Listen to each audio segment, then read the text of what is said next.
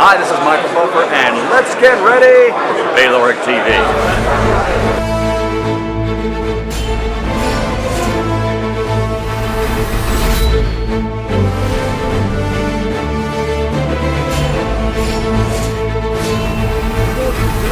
Good evening, wherever you are in the world. My name is Ingram Jones, and I have with me back again head trainer of Oleksandr Usyk and assistant trainer to Wladimir Klitschko, Uncle James Ali Bashir. Uncle, how are we doing? I'm doing fine. The reason for my call is I'm trying to find out the story that's going around. Rumours are going on that Klitschko Fury is off. So we come to ask you, because you're the first person that's decided to respond or answer telephone calls. So you're the first person we've spoken to. Well, I just heard about the news within the last 45 minutes. I don't know what's up. I haven't spoken to Wladimir. You know, I spoke to Wladimir yesterday. I was in the gym with him yesterday. I did not see him today, so I don't know what's going on. But I will say that if the fight is canceled again, then the organizations need to move now to strip Fury of the titles, because he's incapable of defending the titles. And other people got to make a living too. You can't wait a whole lifetime for one person to defend. If he's injured, he's incapable of defending the titles. I can see one failure, but now he's coming back with a second failure. I mean, who's got forever to wait around? So Wladimir Klitschko is 40 years old. I mean, every day is an important day. So who has time to wait around? There needs to be an ultimatum made. Either you defend at such and such a time, or we have to strip you the belts. It's been done before. I don't see what the difference is now. So what about Wladimir Klitschko in terms of his plans? Would you think he would still fight in Manchester, for example? As far as my understanding goes, that he would fight in Manchester. He wants to go through with that date. He has made a plea to go through with the date. So regardless of Fury or not, Klitschko will fight in Manchester on October the 29th. As far as my understanding goes, yes. But let's, for example, say now Hughie Fury, who was meant to fight Andy Ruiz, now has pulled out of that fight because Ruiz has pulled out of the fight. In fact, let me correct myself. Ruiz has pulled out of that fight. So and then I spoke to Peter Fury yesterday, and there was talk about Hughie Fury fighting AJ. Eddie Hearn has since said that it's unlikely, and Joseph Parker is going to go and fight Joshua instead. However, the last time I looked at BoxRec, Joseph Parker was down to fight Dimitrenko. What is going on in the heavyweight division, Uncle Bashir? It's crazy. I think that boxers are playing politics. They're jockeying for position, and they're playing politics. I'd like to see Wladimir Klitschko fight Hughie Fury. If Tyson Fury can't step aside, let Hughie Fury come in. But let him come for one of the belts. Wladimir Klitschko wouldn't be likely that he would want to just go on and fight him, but we have to fight for one of the belts. So whatever organization is going to step up and say, well, look, we got to strip you of this belt. We can't wait no more. We got to strip you of the belt.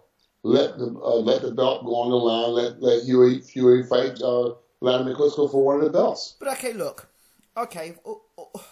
with all due respect, the champion Tyson Fury beat Wladimir Klitschko. Okay. Yeah. Yes, he did. Anthony Joshua won, and this is not a knock of Anthony Joshua. He got the IBF belt off of Charles Martin. Yes. Who got the title off Glaskov. Yes. Who basically, Tyson Fury was stripped by the IBF for trying to defend against Klitschko. Yeah. He paid sanctioning fees for that belt. Yeah. Joshua now has that title. I thought it was about the man that beat the man that beat the man. That process is the man. Well, we know it doesn't work like that. It's the way it's supposed to work, but unfortunately, it doesn't work like that. He paid the sanctioning fee. I didn't agree with the IBF stripping Tyson Fury. I didn't agree with that. And I'll go on record saying I did not agree with that. He had no time. He just got the belt, and they say, all right, you got to fight this guy. What about that? What about the volunteer defense? All organizations give a champion a volunteer defense, you know? If that was Klitschko now, and would they have taken the belt off of Klitschko? We know that there are politics in this sport. We know that there's a lot of politicking with the organizations. So I can't say yay and I can't say nay. You know, I understand your point, you know, and I'm respectful of that point. You know, but that's the way boxing is. That's the way boxing has been. Stavern was recently on our show, and we were just talking about Fury taking Klitschko to court and Klitschko taking Fury to court. We didn't know which was what, but both of them were wrangling over something in the court and plans and who. No. Wladimir Klitschko kept his part of the bargain up. Wladimir Klitschko kept his part of the bargain up. It was Fury. Fury wanted to change some tenants in the contract, the original contract. What were those tenants? Do you know what the tenants were? I don't know. I really don't know. I honestly don't know what they were. But there was some wrangling about he wanted to change some of the tenants that was inside of the contract that had already been agreed upon. But Bert Bunte, there was talk about Bert Bunte booking 2 arenas or 2 stadiums in Germany. Yet the fight was scheduled for Manchester. And to be fair, this is affecting fight fans around the world. One, I mean, people who are paying good money to come and see Klitschko Fury 1 or Klitschko Fury 2, in fact. Yeah, I agree. And they deserve. Now they got to cancel their flight reservations, hotel reservations, and yes, it's not a good look. It's not a good look. People just need answers. People don't want to be held. People don't want to be held dangling on a string and find out their information via Twitter.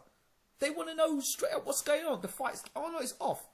I mean, even for the promotion for the fight, for the second fight, it's probably the worst promoted heavyweight fight I've known in a long time. This is for the man who is the man in the heavyweight division. Let's be real here. Wladimir Klitschko was the man. Well, Tyson Fury is fast becoming the man that's not the man. Because he seems, I don't know if he is, but he seems to be the problem. I don't know if he is the problem, but the way things are being played out, he is the problem. Going back to my statement I made earlier about Stavern, so I didn't quite finish it off. Stavern said that when he was negotiating his fight to fight Vitaly Klitschko, and those negotiations broke down 3 times, he said it wasn't the governing bodies that were the problem. It was Klitschko. I had to go to Klitschko and I had to ask Klitschko whether I could wear certain gloves. I had to ask Klitschko whether I could wear shorts. I could ask Klitschko what boots I had to wear. This is Stavern, and we were talking about the court situation with Tyson and Klitschko. And he came out openly on the show and said, the slave contract. But he's not the only one. David Hayes talks about the slave contract as well. So, and then we don't even have to go there about the first fight and the ring and all the rest of it. I mean, it's difficult now to say... Well, you know how boxing goes.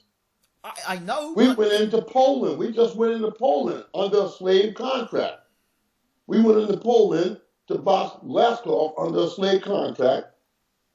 And the fact we had to fight him in Poland, in his hometown, and he's Al Haymon's fighter. So how much more of a slave contract did we have to go in? We was the B side. So we had to grab the bull by the horns, go into Poland, and win the fight. Now that we won the fight, now we're in a position. That's just the way boxing is. But from what my understanding is, even though Fury is the man and won the belts, Klitschko still had a hold on those belts.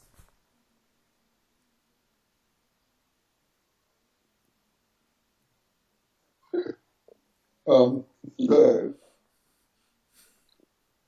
The neighbors next to the neighbors. Okay. We're a bit loud. Yeah, I got a little testy there. Neighbors is knocking on the window and stuff saying, look, hold it down. Exclusive Uncle Bashir.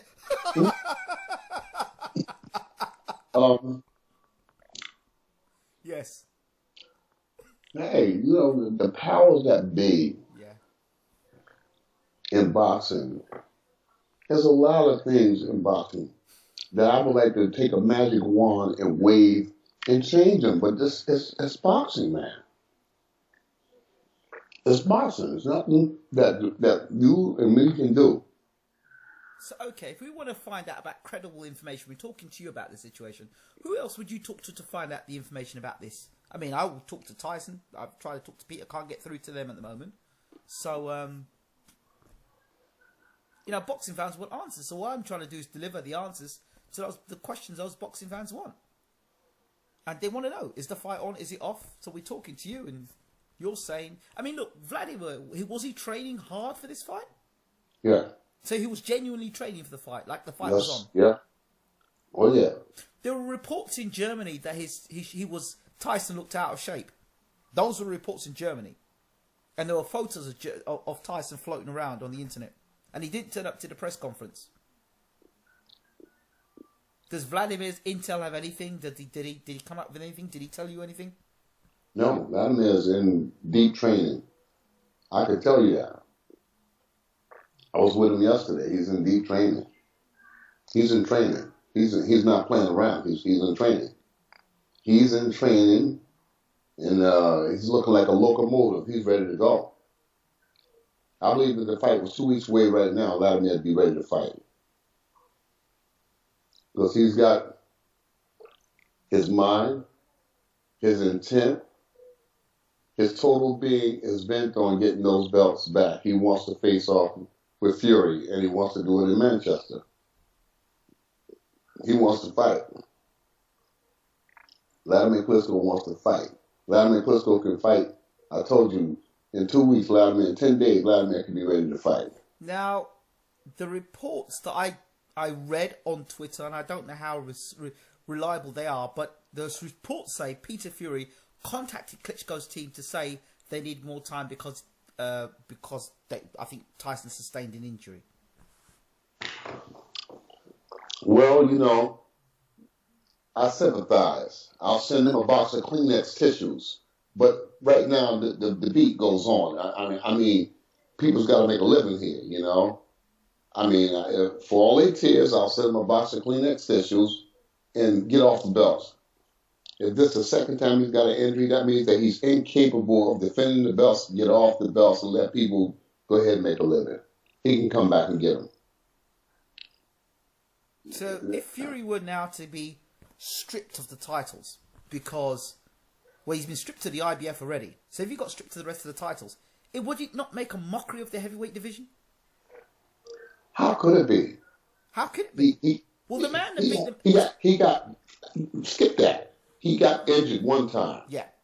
Now here we are, just 4 or 5 weeks away from the defense, and he's injured again. So what about champion recess? Does that work?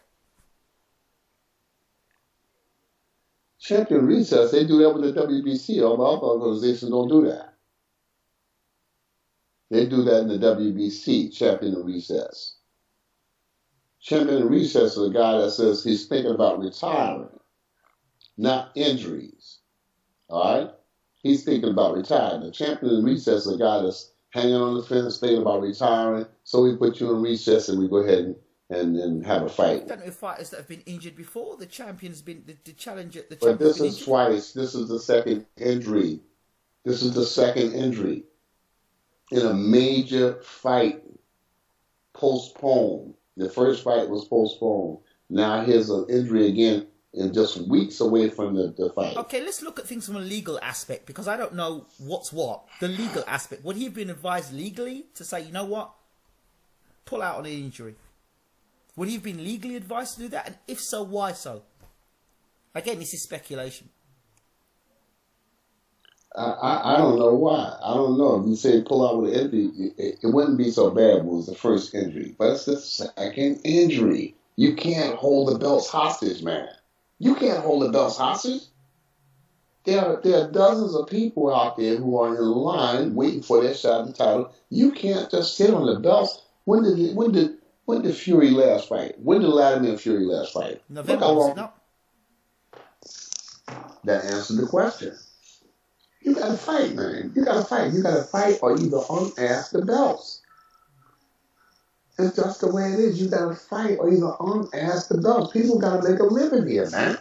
You can't just sit up on the belts and then come up and say, "Oh, I got another injury. First it was my ankle, now it's my whatever." You know? No, you can't do that. Or even if the sanctioning body didn't say, "Look, you gotta fight. You gotta fight on such and such a date." Then that'll push the fight back to it's October 29th now, and it'll go up to November 29th. You know? Okay, if Wladimir couldn't get what he wanted in terms of, say, this fight falling through again, would Wladimir walk away from a challenge against Fury, or would he still chase Fury? If that was... Wladimir just wants to get the belts back. He wants to fight. He wants to fight. Whoever got those belts, that's who Wladimir Klitschko want to fight. It doesn't matter whether it's Fury or Bobo Johnson. Whoever got those belts is going to have to fight Wladimir Klitschko. Would Wladimir fight Anthony Joshua? I'm sure he would. There's a I'm date sure. open. There's a date in November, and I'd like to see it. and I'd like to see the fight. there are a lot of people that believe that Joshua would have beaten Klitschko that night instead of Fury. Joshua would have beaten Klitschko that night. Maybe so, but I still would like to see it. Klitschko's in shape. If they don't want to fight Hughie Fury, and a lot of people saying Hughie Fury is not good enough, is Klitschko good enough? Sure, Klitschko's good enough to fight Joshua. Yeah, that's a possible date. I would love to say if we could swing that around from Manchester. If we could swing that around from Manchester, I would love to see that fight. I would love to see that fight on October 29th. There are a lot of people out there, Uncle Bashir, I'm sure you know them well, who say, well, if Joshua had fought Klitschko that night, he would have knocked Klitschko out. Maybe so. Joshua is a competitive guy. Maybe so. And maybe he could have gotten knocked out. Different styles, different fights. That's the way it works. Different styles, different fights. Eddie Hearn's mentioned Joseph Parker versus Anthony Joshua, but yet there's a Dimitrenko fight out there. Your thoughts? The fight most likely to happen is the Dimitrenko fight. Why? It's already been mandated for Australia.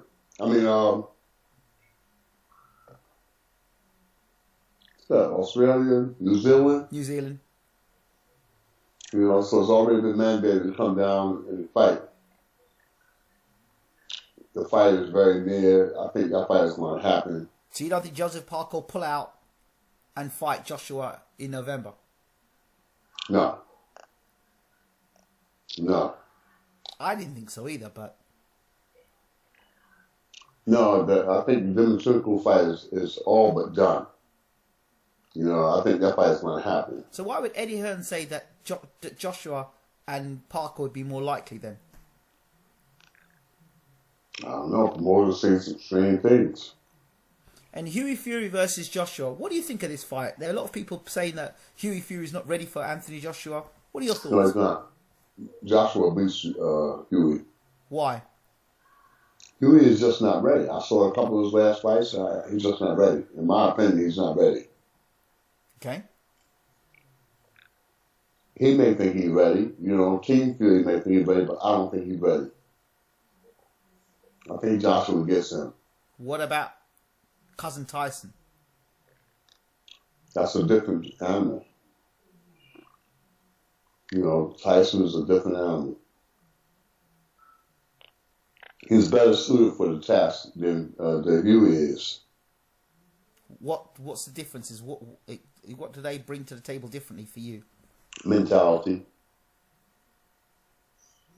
It makes a big difference in a fight.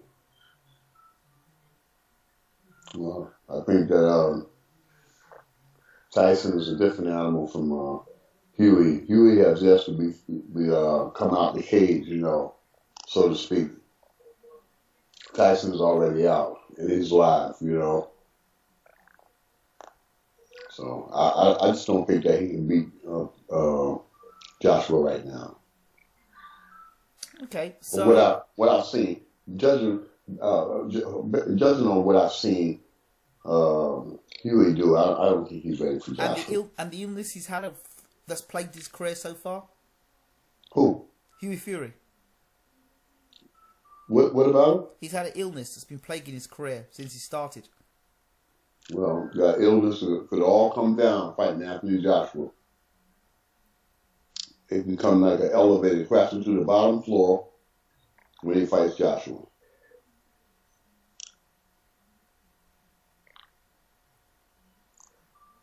Okay, so at this point in time, you haven't heard from Klitschko, No. but you know from speaking to him previously that he wants to fight in October. Yeah. Yeah, he wants to go. Yeah, he wants to go in.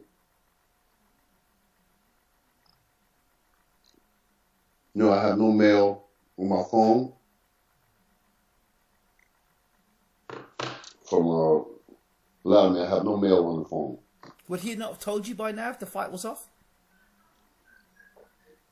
Like I said, I just learned within 45 minutes before my talking to you that the fight was off. I just looked on the internet and saw it. Oh, so you don't know if it is genuinely off. It's just been said on the internet. Because when you go to look at the sources, people are just saying it's off reportedly. Oh my goodness, I just wish this would happen, Just stop, go, stop, go, stop, go. I think it's all a plan to get Vladimir out of his rhythm. I would have Vladimir to focus and go right on through the training and try to make a fight for that date. It's already a date been set up. Let's fight. If Fury's injured, they can't force the agenda. The only thing they can do is say, well, you know what? If you won't fight, we'll strip you of the titles. Mm-hmm. Do you think that the UCAD and the whole drug investigation with Fury has got any bearing on this whatsoever? There's an investigation, I believe, that happened in October the 29th now. Well, it was back on a few days ago. So that means that the drug situation was behind. It was out of the picture. Whatever the case was before, it did not have any bearing because the fight was, again, set for October 29th. So, no, I don't think it had any bearing. But one of the things was, Eddie Hearn said he wouldn't put Huey in with AJ was because he wanted to know about the whole thing with UCAD and the whole drug situation. So he wanted to know himself whether Huey had been on drugs or not, or was fiddling with drugs, basically, in his system. That's why he wouldn't allow AJ to fight him. Well, got me on that one. Does it make any sense to you? He's the promoter, and if it made sense to him, then it has to make sense to everybody else because he's controlling Anthony Joshua. He's the promoter for him. Okay. Éric Molina we spoke to yesterday before we spoke to Peter Fury and Huey Fury.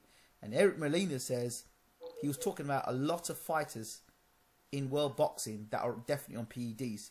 He said it's amazing how one day guys weighing 15 pounds more than he did 2 fights ago. What are your thoughts on this? Is that something we need to look at for? I think that the sanctioning bodies and the commissions has to get really, really serious with the drug testing. And if you're found with PEDs in your system, then you should be banned from the sport. Banned. Not suspended, banned for life. Banned. You're out. Finished. Kaput. You can't even work a corner. But I agree, and I've said this before. If you are genuinely caught and genuinely breaking the rules, you need to be banned for life. Agreed. But what about these organisations and these companies being abusive in their powers and banning people for other reasons other than them being caught for legitimate reasons, or banning you because you chose not to pay for sanctioning fees, or banning you because they just want to ruin your career for the sake of doing it. Because this stuff, you do this and you do it to people that are innocent, you ruin their careers because people are not going to examine it. They'll just say, "Oh, you're a drug cheat." I'm just dealing with the drug testing period. Yeah. If you're found across the board, if there's rock solid proof that you've been using PEDs or human growth hormones or whatever the case might be, then you should be banned for life. There's got to be a no tolerance sign that says we're not going to tolerate it. We put so and so out, he's done for life. He can't even work in a corner. He can't even be a trainer because you can't be around the sport. So ban him for life for using drugs. So does that include the fighter, the trainer, and the promotion, or just the fighter himself? Well, the fighter itself, unless the fighter turn and point finger and say he did it too. He gave it to me. Wow. If the fighter says he gave it to me, you know what I'm saying? And there's proof. You gotta have proof. Pulling the trade. But okay, think about this situation. You're one of your fighters. Let's say, example, Oleksandr Usyk got caught with drugs. Example. And he said, "Oh, yeah, Bashir gave me it." Then look at that situation there. Like I just said, you've got to be able to prove. You can't just say he gave me drugs. You got to be able to prove, yes, this guy gave me drugs. Here's a videotape of him giving me the injections. You understand? You got to have proof, man. No fighter should be, nobody should be injected, nothing in a fighter. And you said yourself in a previous interview, you didn't think that Tyson was on any form of PEDs, in your opinion. In my opinion, no. I didn't think so. And you've been around the game a long time. What would make you believe that way? Are they telltale signs? Are there things you could tell if a guy was on it or not? No. Just his character. I was just basing it on character, you know? Mm-hmm. I was just basing it on character. There was no rock solid proof where I could say he did it or he didn't do it, you know? I just didn't get that from him. You know, I didn't get that from him that he was a drug user or he would use it, you know? It's interesting. So what are the sort of characteristics you would look for somebody who you thought, yeah, you'd use it? Crazy. Mood swings, you know, and big breakouts. On their back, you usually have galata, you know, and usually have these big pimples on his back. His back would be full of big pimples, and that was a sign that was a drug use, you know? Right. He'd have pimples on the back of his biceps. On his elbows, he'd have these pimples all over his back and stuff. And a guy in the gym made me aware of this. He said, that's a sign of steroids. You know, when you have all those pimples all over his neck, all over his back like that, you know. But I don't have any experience on discerning who's using, who's not using. You know, the people that's doing the testing, if they find these people, and even the commissioners in the United States, if they find these people using, they gotta send out a strong message. They put Jose Resto and Panama Lewis into a jail cell for tampering with gloves. How much more serious than tampering with gloves is using drugs? Human growth hormones. I mean, how much more serious? So you can't take away a man's livelihood. They tell Panama Lewis, nowhere in the United States can you work in a corner. You can't even work in a corner. Jose Resto, you can't even work in a corner. You understand? So they put them in jail and put them out of boxing for life. But now you got people who getting suspended for a year, 2 years for using drugs. It's a contradiction. It's a terrible contradiction. There has to be a more serious penalty. You get caught, using drugs, because you can kill somebody like that. Of course you can. You get juiced up like that there, and you running all the red lights. Example of a guy being juiced up in boxing. What are the when they're juiced up? What? How does the PDs affect them? They're taking they can take punishment far better than somebody who's not using the drugs can. Okay. You know what I'm saying? They can take punishment, and they're physically stronger, and they're mentally stronger in many cases. You know, those drugs that they're using is giving these guys extra confidence that you can't hurt me. I'm not getting tired, and you're not hurting me, and I can hurt you. Okay, what about fighters that throughout their career have been pretty average, getting beat by Joe Bloggs and really no real big career, and then they have a break, they come back, and they're fighting better than they ever did in the first half of their career? Would that be signs to have concerns that they would have been on something? Could be. Before they weren't a world beater. Now they come back, they're a world beater, they're world class. They were never hitting those forms beforehand. They come back, they're now hitting world class forms. Yeah, it could be. It could be. It could very well be. Or could it be that person's matured? It could be either or. It could be. You know, if a person has the trained eye to observe, then you'll be able to tell. Because if a person is not good in the first half of his career and they go away for 2 years and come back and all of a sudden they're a superstar, you say, well, what school did he go to get better? You know, what school did he go to? So you have to start wondering, how did this happen? Don't forget to hit that subscribe button. It's Ingrid Jones from Bayloric TV. We're out. Take care.